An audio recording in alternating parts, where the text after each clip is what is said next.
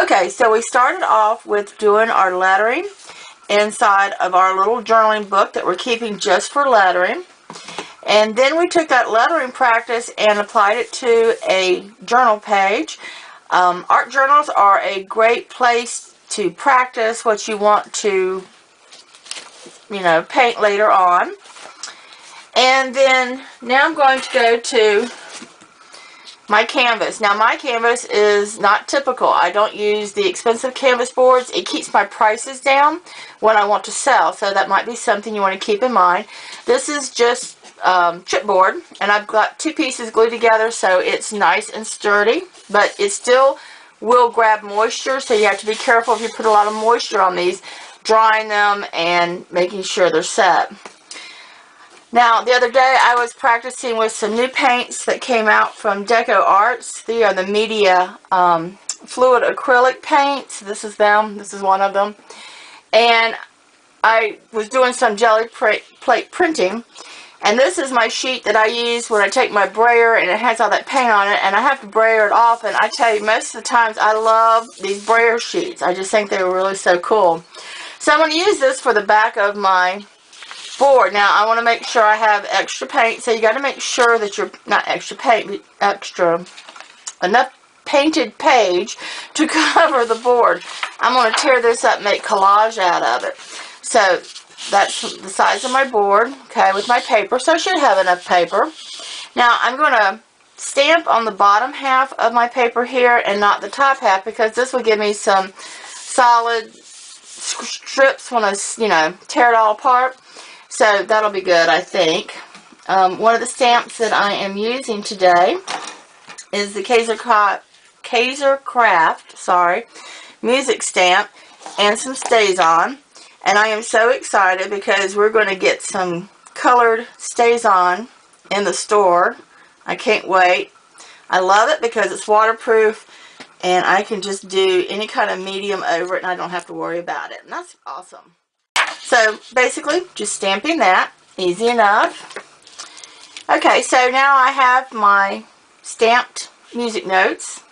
I'm going to add a little bit of stenciling, but not in the atypical way that you would do stenciling. What I want to do is cover this side of the stencil and then press that into the paper, okay? So I'm going to take a little bit of white paint. This actually isn't white. This is an off-white. It's called Warm White by Americana. And I'm just going to dry brush this over my stencil. And I don't care if it comes out real strong because this is background paper. This isn't the main element. And then we'll take it and we'll try it by flipping it over like so. Want a paper towel. I'm just going to press that onto the paper. Okay. Alright, let's see if we can get a little bit better image. Let's add a little bit of water. But see, none of that bothers me because it's great for giving you that abstract look. And this is some things that I think people don't think about when they're doing stuff. They want everything to come out so perfectly, but sometimes when it's not as perfect is when you get the better results. So put that on there. I'm just using a paper towel so it's not getting all over my hands. And lift up. Oh, much better. Okay, so a little bit of watery paint worked out better.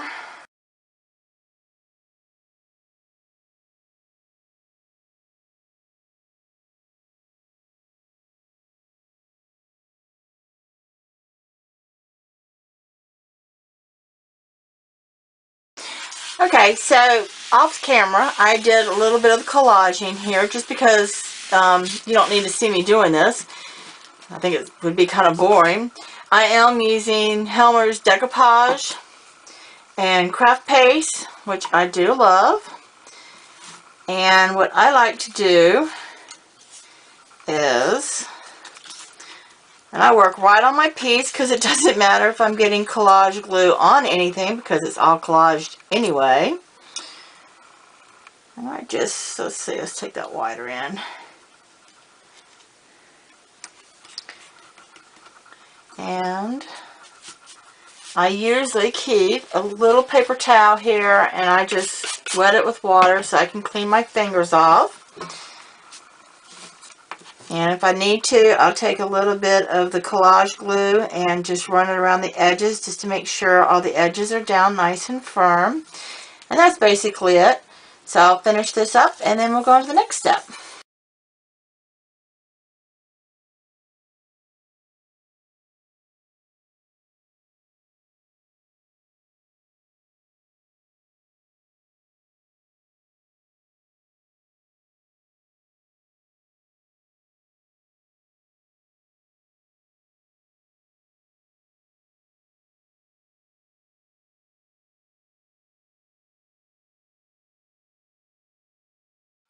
Okay, so now I have everything collaged on here.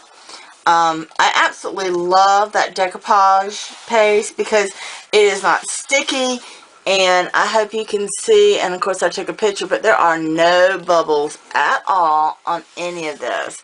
So nice smooth finish.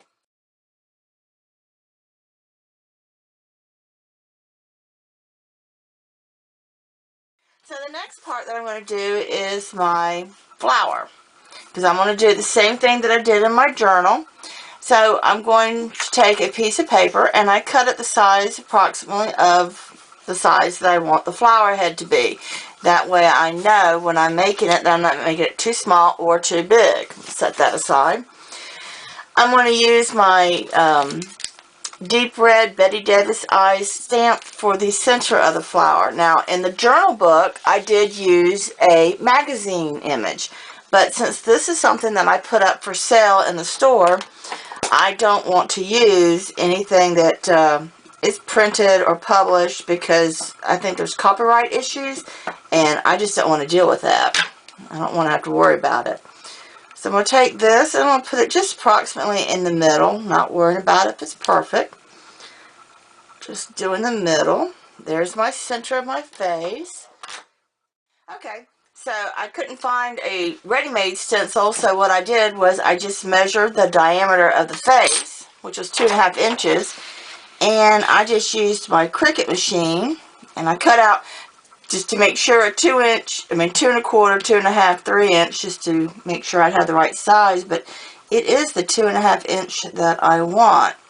So I'm going to put that like that. Now, I'm going to use my pencil because I'm not going to actually outline that. Okay, but that gives me where my next layer is going to go. So now the next thing I want to do is draw some flower leaves, and I'm going to go straight to pen. Saves me a step. You don't have to, of course. There we go. Alright. And I'm using a waterproof pen because I am going to come back with some mixed media and kind of color in. So, trying to make my petals kind of the same size, but oh well, it's mixed media and they're supposed to be a little wonky. At least that's my philosophy. Alright, so there's my flowers, or flower, and now I'm just going to cut it out and then I'll be back.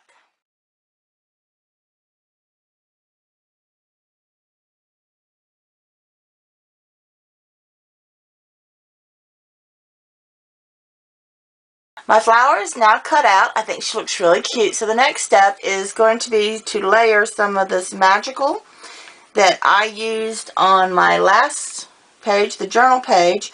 I love the cream brulee. Oops, I think I got a little ink color on my pen there left over, but that's okay. Anyway, I love how it just adds some shimmer to it. I'm not really wanting to change per se so much of the gold. I mean the orange by making it gold, but I don't care.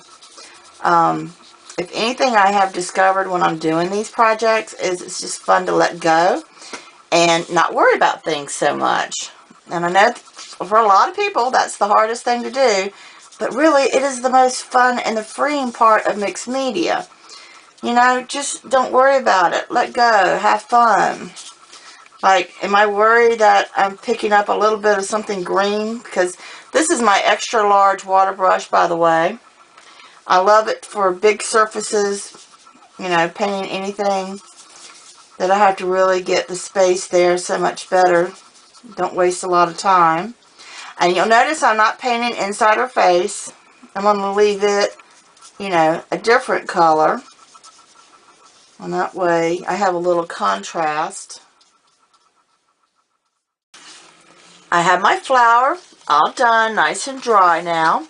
I love the curling up of the petals, and because I've used a double-sided paper, it's going to still look really good and interesting to whoever buys this, because they'll see that, you know, flipped up. Hope you can see what I'm talking about. So next what I did was I got my lace all attached, and it's not permanently attached, so I do want to do a little sewing. And I take this very fancy tool where I took a straight pen, stuck it into the end of an old eraser on a pencil, and then I just use it to poke holes right through my paper, okay?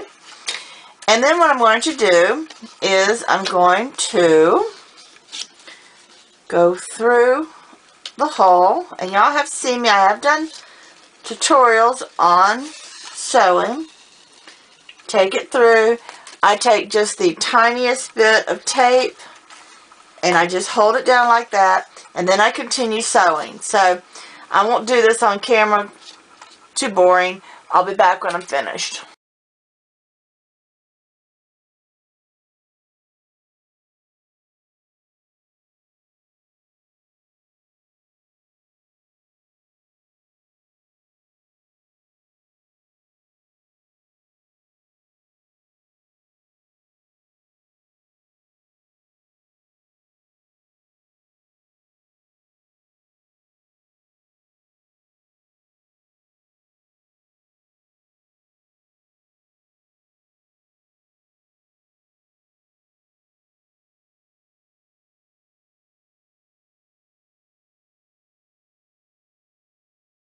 Okay, so I've got my flower done.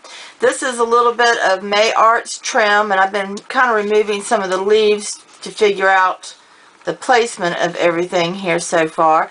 The next thing is my flower pot. Again, taking a piece of paper about the size that I want my flower pot to be. And being that this is on black paper, I'm going to outline this in white. So I'm going to draw that. Let's see.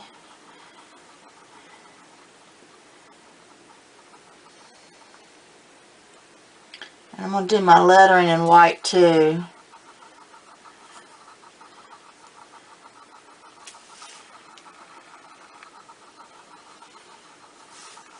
And the part that I always hate trying to get this other side to match that side. Okay. It's good enough. It is what it is. So I've got that done. I just need to cut it out. And then we'll be back to do the lettering.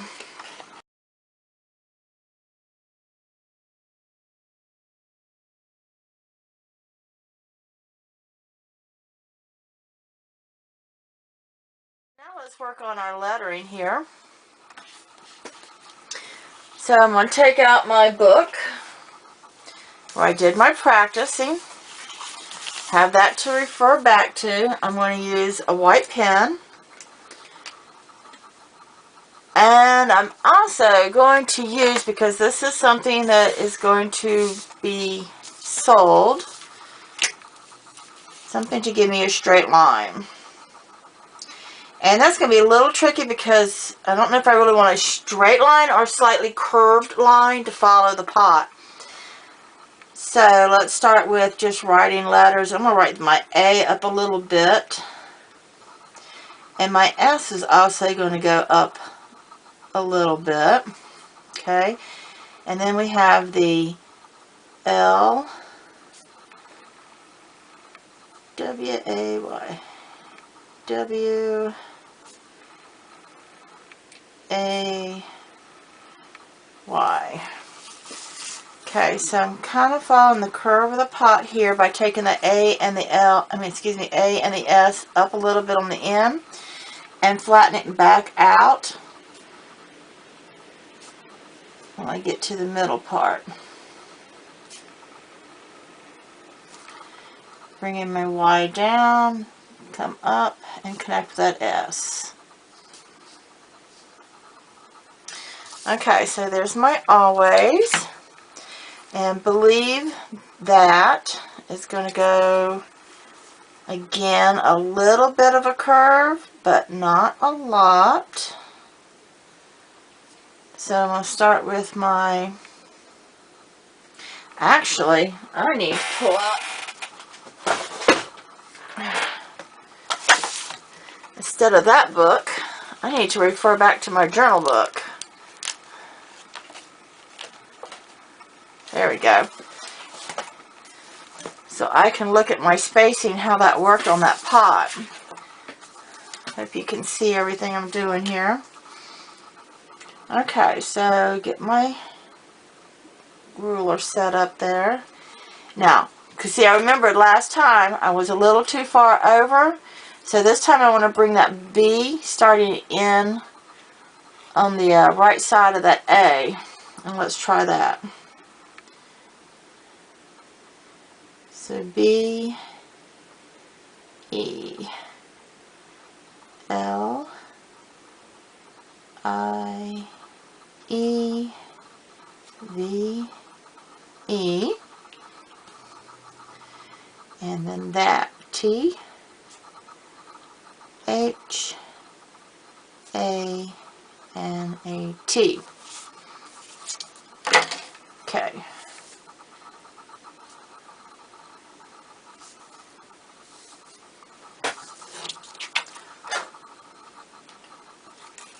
Okay, my pen must have knocked there a little bit.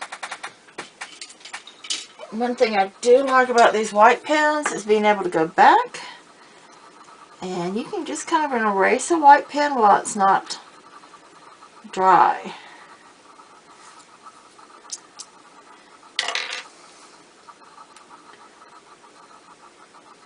And I don't know about you, but I'm forever making mistakes. Like, I really would have preferred that T to go up a little bit around the curve, but I'm not going to worry about it. Okay, next word is something. And again, last time. Oh, got my white pen on there. That's what's happening. So I want to erase those white pen marks. There we go. And that is something I'd like to address, is that everybody seems to think that if it's waterproof, it means it's not smudge proof. Well, wrong. Just because it's waterproof doesn't mean that while it's wet, it's not going to smudge. You still have to be very careful when you're working with something and make sure it dries first. Otherwise, deal with the smudges and understand what happened. Okay, so the word something, I need to bring back over, according to my journal and how I did it before, between the E and the L. Okay, so it's O, M, E, T, H,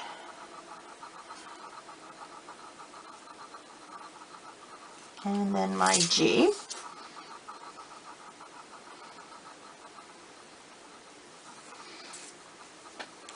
Okay, and then the word wonderful.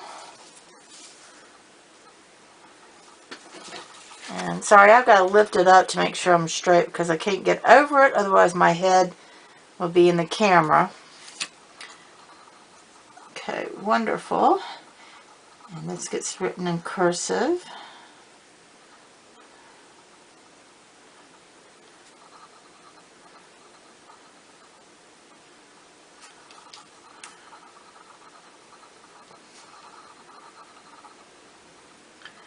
And then we do the little loopy there and a little loopy there. Let me finish my F off.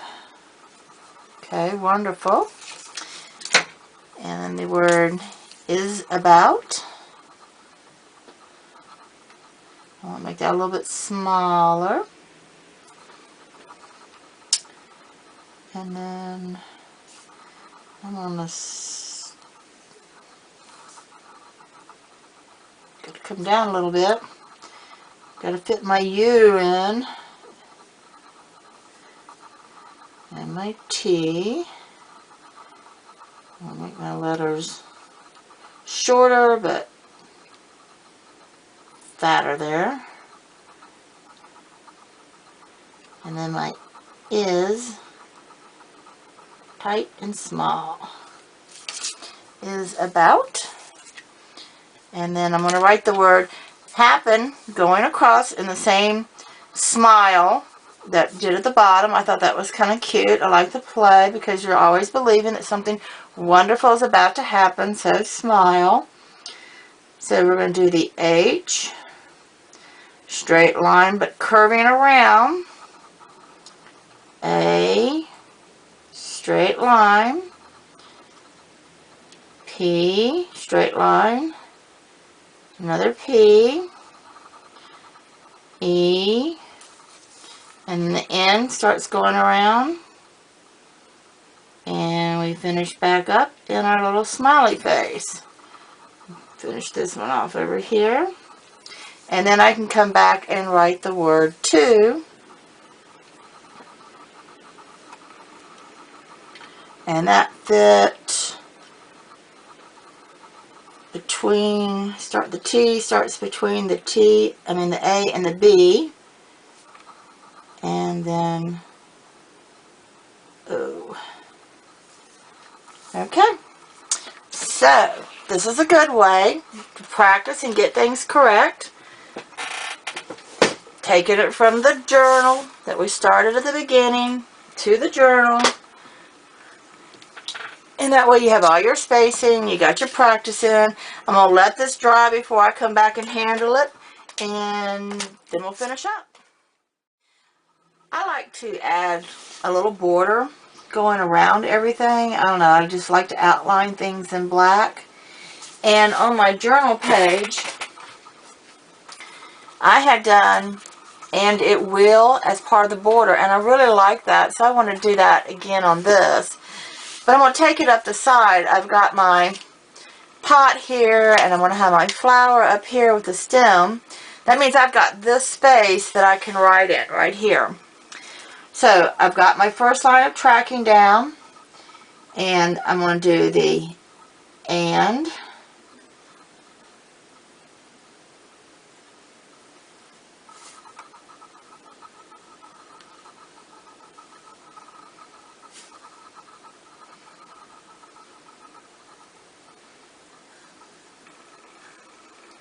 And then I'm going to finish my border off, going right up this side.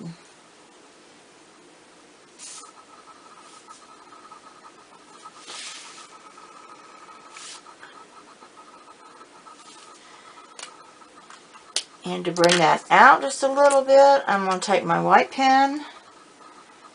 I'm going to color in these letters. And it will bring your eye over here to see what's written over here.